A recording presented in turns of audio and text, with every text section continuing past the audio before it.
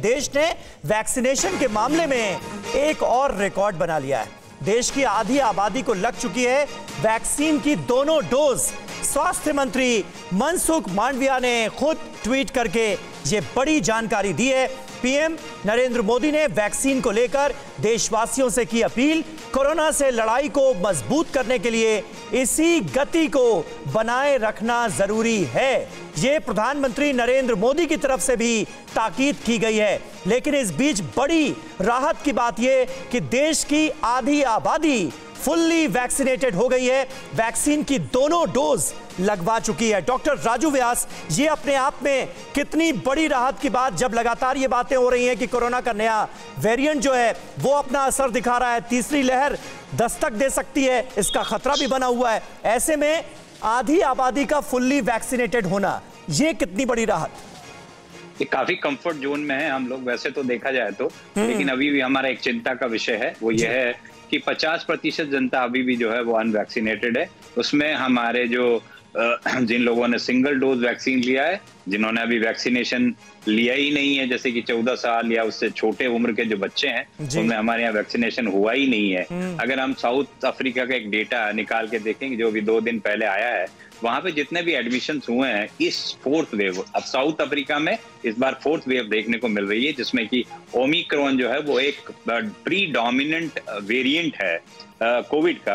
और उन्होंने ये देखा है वहां की स्टडी के अनुसार कि जितने भी लोग जो अभी इन्फेक्ट हो रहे हैं वो 40 साल से कम उम्र के हैं, और उनमें से भी 40% उन लोगों में से भी 11% वो बच्चे हैं जिनकी उम्र 2 साल से कम है। इसका मतलब यह है कि ये तेजी से स्प्रेड करता है और अभी बच्चों को भी इन्वॉल्व कर रहा है, छोटी उम्र के लोगों को इन्वॉल्व कर रहा है। और उसमें से ऐसे वो लोग हैं जिनको 1 डोज वैक्सीन लगी है या जिनको 2 डोज वैक्सीन भी लग चुकी है, उनको भी इन्फेक्शन हुआ है। अभी हमारा खुद का हिंदुस्तान का डेटा ही थोड़े दिन पहले निकल के आया था, जिसमें ये कहा था कि इवन इंडिया में जो है वो री इन्फेक्शन जो रेट हुई है, जो जिन लोगों को री इन्फेक्शन भी हुआ है उनके अंदर भी पॉसिबिलिटी ये है कि उनमें कहीं ओमिक्रॉन ना हो। तो ये एक चिंता का विषय है कि स्प्रेड बहुत तेजी से होता है। जहां तक सिम्प्टोमेटोलॉजी की बात या जो हम बात कर रहे हैं कि रिस्क जो फैटेलिटी रेट की बात करते हैं, हाँ, साउथ अफ्रीका में भी अभी तक किसी प्रकार की, या जिन देशों में ये स्प्रेड हुआ है वहां पे किसी प्रकार की मौत की खबर हमें सुनने को नहीं मिली है। यह एक बहुत ही हमें सुखद खबर कह सकते हैं, परंतु हम इसको हम इग्नोर नहीं कर सकते, ये नहीं कह सकते। 2 फ्रंट पर कम से कम डॉक्टर राजू व्यास राहत हम समझ सकते हैं कि एक तरफ क्योंकि फैटेलिटी रेट इसमें बहुत अभी तक ना के बराबर लगभग समझ में आ रहा है, बहरहाल रिसर्च इस पर हो रही है।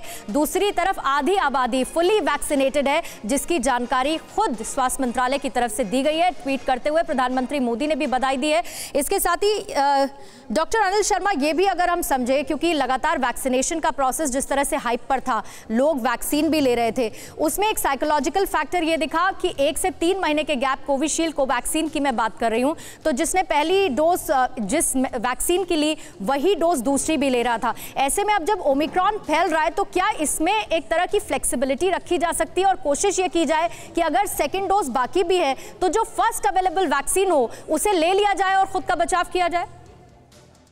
बहुत ही अच्छा आपने एक्चुअली जवाब खुद ही दे दिया है कि इसको जो 3 महीने के अंतराल है इसको कम करना चाहिए, क्योंकि हमारे 2 वैक्सीन खाली 50% लोगों को लगे हैं और काफी लोगों को सिंगल वैक्सीन लग चुके हैं। इसलिए जल्दी से जल्दी करने के लिए, जबकि वैक्सीन पड़े हुए हैं, अभी आज हॉस्पिटल में कोई भी कतार नहीं है, तो हमें सबसे पहला करना चाहिए कि सेकेंड डोज 4 वीक के बाद ले लें, जिससे ज्यादा से ज्यादा लोगों को 2 वैक्सीन लगे। लेकिन ये ध्यान रखना है कि वैक्सीन फुल्ली 100% कवर नहीं करना है।